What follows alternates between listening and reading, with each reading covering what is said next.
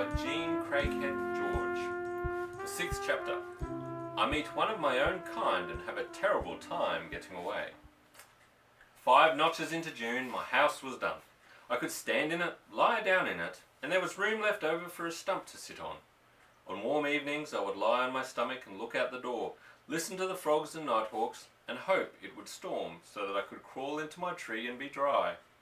I'd gotten soaked during a couple of May downpours, and now that my house was done, I wanted the chance to sit in my hammock and watch a cloudburst wet everything but me.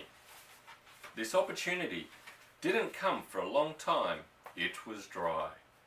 One morning, I was at the edge of the meadow. I had cut down a small ash tree and was chopping it into lengths of about 18 inches each.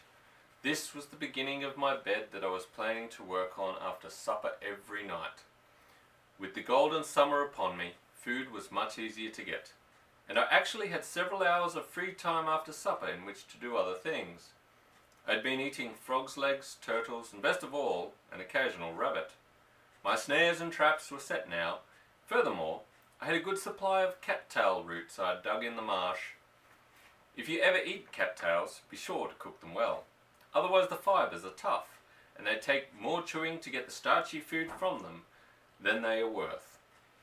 However, they taste just like potatoes after you've been eating them a couple of weeks, and to my way of thinking are extremely good.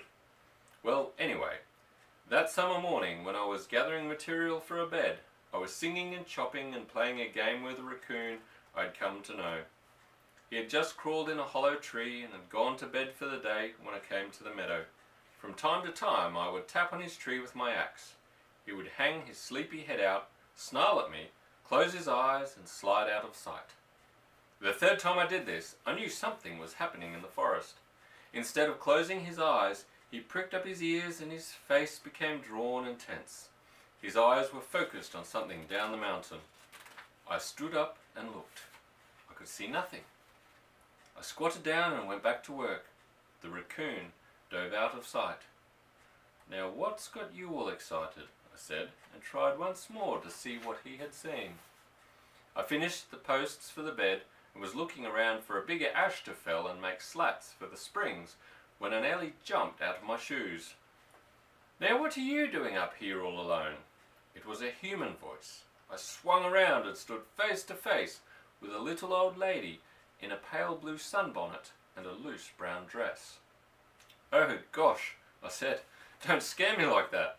Say one word at a time until I get used to a human voice." I must have looked frightened because she chuckled, smoothed down the front of her dress and whispered, "Are you lost?" "Oh no, ma'am," I stuttered. "Then a little fellow like you should not be all alone way up here on this haunted mountain." "Haunted?" said I. "Yes, indeed. There's an old story says there are little men up here who play ninpins right down in that gorge in the twilight." She peered at me. "Are you one of them?" "Oh, no, no, no, no," I said. "I read that story. It's just make-believe." I laughed, and she puckered her forehead. "Well, come on," she said. "Make some use of yourself and help me fill this basket with strawberries." I hesitated. She meant my strawberry supply. "Now get on with you. A boy your age should be doing something worthwhile, instead of playing mumbly peg with sticks. Come on, young man." She jogged me out into the meadow. We worked quite a while before we said any more. Frankly, I was wondering how to save my precious, precious strawberries. And I may say I picked slowly. Every time I dropped one in her basket, I thought how good it would taste. "Where do you live?" I jumped. It is terribly odd to hear a voice after weeks of listening only to birds and raccoons, and what is more, to hear the voice ask a question like that. "I live here," I said. "You mean Delhi? Fine, you can walk me home." Nothing I added did any good. She would not be shaken from her belief that I lived in Delhi.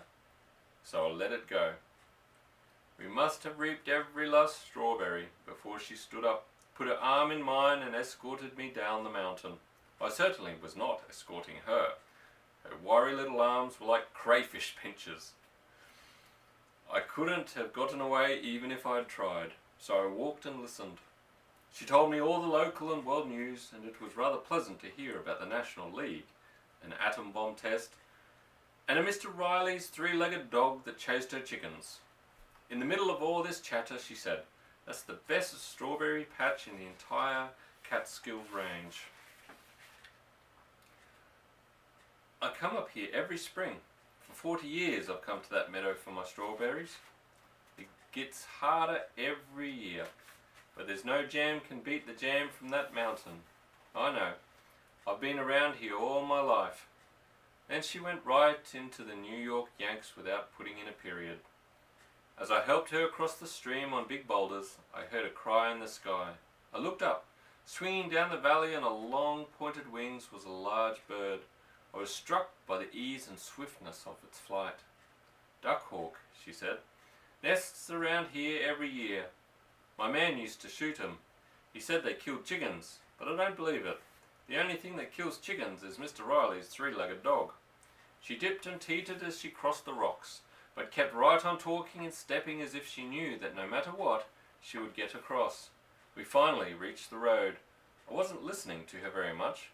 I was thinking about the duckhawk. This bird, I was sure, was the peregrine falcon, the king's hunting bird. "I will get one. I will train it to hunt for me," I said to myself. Finally I got the little lady to her brown house at the edge of town. She turned fiercely upon me. I started back. "Where are you going, young man?" I stopped. Now I thought, she's going to march me into town. Into town? Well, that's where I'll go then, I said to myself, and I turned on my heel, smiled at her and replied, "To the library." It's the end of chapter 6.